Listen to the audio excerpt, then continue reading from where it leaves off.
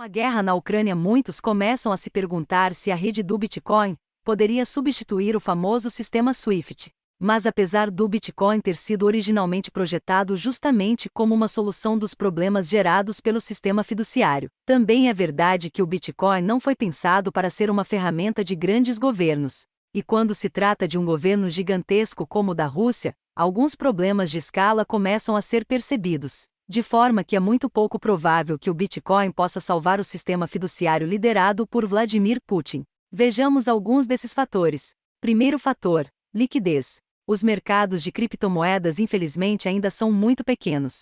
Pagamentos do tamanho necessário para administrar uma economia continental seriam impraticáveis. A Rússia está integrada ao sistema financeiro global, com cerca de 80% de suas transações cambiais diárias realizadas em dólares americanos. O mercado de criptomoedas não é grande o suficiente para lidar com isso. As sanções impostas já somam mais de US$ 1 trilhão.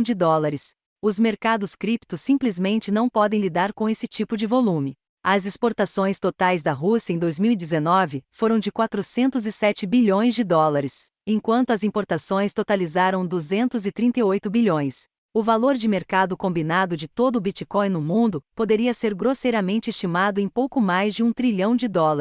De forma que o comércio da Rússia seria igual a quase 65% disso. O volume de criptomoedas que eles precisariam poderia impactar o preço da própria criptomoeda. Assim, mesmo que os atuais proprietários de Bitcoin concordassem em vender seus preciosos satoshis para Vladimir Putin, qual seria o valor do Bitcoin quando o governo russo se tornasse dono de 2/3 de todo o suprimento de Bitcoin existente? Ora, isso é verdadeiramente um mistério. Segundo fator: transparência. O Bitcoin garante um registro seguro em um livro que qualquer um pode ver. Toda vez que a criptomoeda passa de uma carteira digital para outra, ela deixa um registro permanente no livro razão. A entrada do livro é apenas um número, por isso não diz aos reguladores quem possui o ativo, mas eles podem monitorar sua movimentação e tentar estabelecer sua propriedade. O Escritório de Controle de Ativos Estrangeiros do Departamento do Tesouro dos Estados Unidos monitora ativamente a atividade cripto para procurar transações suspeitas, identificar carteiras suspeitas e colocá-las em uma lista de observação.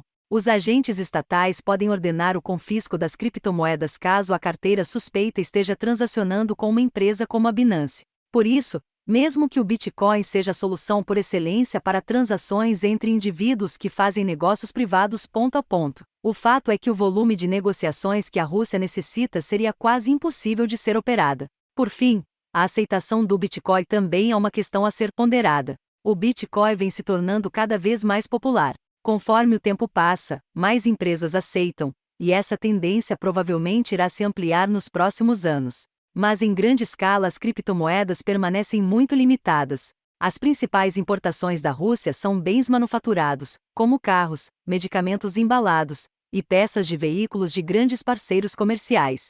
Esses seriam pagamentos substanciais, e a maioria dos vendedores inicialmente não aceitaria o pagamento em criptomoedas. Além disso, a maioria dos produtos vem de países que assinaram as sanções. Claro que poderia ser mais interessante para uma empresa vender seu produto para os russos e receber em Bitcoin ao invés de simplesmente perder um cliente. Mas essa negociação teria de ser pensada caso a caso. Por fim, existe ainda o desafio imposto pela máquina estatal americana, que não economizará esforços para sufocar a economia da Rússia. Em seu discurso no Estado da União, o presidente Biden anunciou uma força-tarefa para ir atrás da riqueza de oligarcas russos, e mencionou especificamente a possibilidade do uso das criptomoedas. 4 senadores dos Estados Unidos até enviaram uma carta pública a Janet Yellen, pedindo-lhe que explicasse como seu departamento vai parar as tentativas de usar cripto para escapar das sanções. Em um pronunciamento recente, até mesmo Hillary Clinton mostrou indignação com os gestores das exchanges que não queriam colaborar no congelamento das contas russas.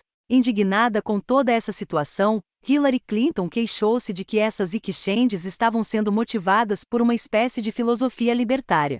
De qualquer forma, o Departamento do Tesouro tem um longo alcance, e já perseguiu exchanges cripto que ajudam a escapar das sanções. Em novembro de 2021, ela teve como alvo a exchange Crypto Chatex com sede na Letônia, que estava facilitando transações de uma entidade sancionada, permitindo que ela realizasse transações através de sua exchange. Por conta da pressão governamental, a empresa teve que suspender os saques para todos os seus 370 mil usuários registrados. Para liberar os fundos apreendidos, os correntistas foram obrigados a apresentar um formulário mostrando que as transações são legítimas e fornecer documentação comprobatória. De qualquer forma, nada disso que foi exposto aqui desabona a proposta do Bitcoin. Originalmente, o Bitcoin visa fornecer aos indivíduos uma moeda e uma rede descentralizadas que permite transacionar valores de forma independente de barreiras alfandegárias e fiscais. E esse propósito, concebido para ajudar os indivíduos, e não as corporações, o Bitcoin vem cumprindo com excelência. Caso um indivíduo russo queira pagar por um produto usando o Bitcoin, a rede ainda permitirá que ele transacione seus preciosos satoshis sem qualquer impedimento. O problema dos governos é um problema de escala, pois estes transacionam cerca de 150 trilhões de dólares anualmente pela rede SWIFT. Como nenhum indivíduo demanda tal grau de concentração de poder econômico, o Bitcoin, que é uma ferramenta de soberania do indivíduo, não tem qualquer necessidade de suprir esse tipo de demanda. O Bitcoin continuará a servir aos propósitos para os quais ele foi criado, permitindo que pessoas pacíficas se defendam dos problemas gerados pelo sistema fiduciário estatal.